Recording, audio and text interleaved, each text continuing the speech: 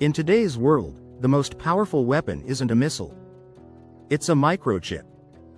The ability to design and manufacture high-end semiconductors, the kind that power everything from AI to missiles to smartphones, is quickly becoming the ultimate decider of global influence. And whoever controls that technology, controls the future. Let's break it down. High-end semiconductors are at the core of artificial intelligence, cyber defense and offense, quantum computing, advanced weapons systems, and yes, even your iPhone.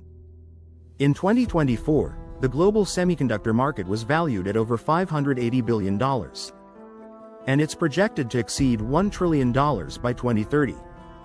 But here's the twist. Over 90% of the most advanced chips in the world are made in one place, Taiwan, specifically by a single company, TSMC.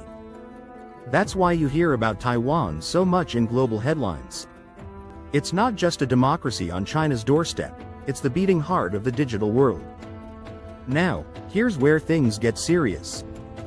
Countries like China, Iran, and North Korea know they've been left behind in the chip race. Despite pouring billions into development, China still cannot manufacture cutting-edge 5 nanometers or 3 nanometers chips, the ones needed for advanced AI and military tech. A 2023 report from the Center for Strategic and International Studies showed that China is at least 5 to 7 years behind Taiwan and the US in extreme ultraviolet, EUV, lithography, the key tech used to make the world's best chips. And Iran and North Korea? They're even further back, completely dependent on black market components or older 20 nanometers plus tech, which is a decade behind modern standards. Why does this matter? Because the smaller the chip, the more powerful and efficient the tech. And in a future of AI-powered militaries, intelligence systems, and cyber warfare, having cutting-edge chips means you win. Period.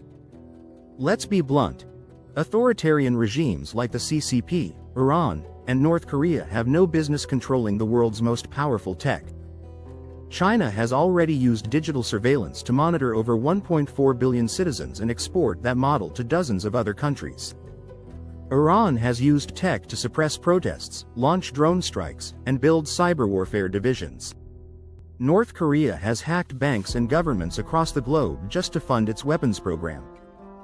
Give any of them access to next-gen chip technology, and you're fueling a dystopian future where control is absolute and freedom is a fantasy. This is why export bans, like the US restrictions on NVIDIA's AI chips to China, aren't just trade policies, they're national security strategies. Taiwan isn't just a symbolic ally, it's the motherboard of modern civilization. That's why the US and its allies are pouring billions into domestic chip production. The CHIPS and Science Act in the US unlocked $52 billion in subsidies to build chip factories on US soil. Intel, TSMC, and Samsung are all building new fabs in Arizona, Ohio, and Texas to reduce dependency on Taiwan and South Korea. But the race is on. Because if the CCP ever took Taiwan by force, and seized TSMC, they wouldn't just gain territory. They'd gain the keys to the digital kingdom.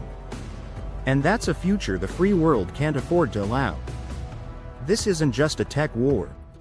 It's a power shift, and the stakes are enormous. If you control high-end chip production, you control artificial intelligence, surveillance, global defense systems, and the next phase of civilization. And that power should never sit in the hands of regimes that would use it to control people, threaten neighbors, or silence truth. The chip war is no longer a metaphor.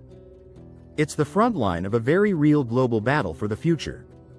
If you found this less than 5-minute breakdown helpful, hit the like and subscribe buttons so that we can continue to produce content that gives you the news and not the noise.